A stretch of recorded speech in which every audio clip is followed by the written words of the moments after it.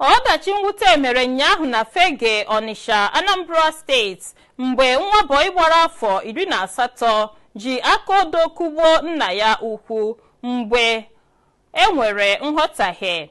Anyị chọpụtara na nya bụ nwa bọị enyere aha ya dịka Chiemerie ka ekwuru wakporo nna ya ukwu enyere aha ya dịka Ike mgbe nna ya ukwu na-abara ya mba maka izu kirikiri ego nakwa ịṅụ ọgwụ ike.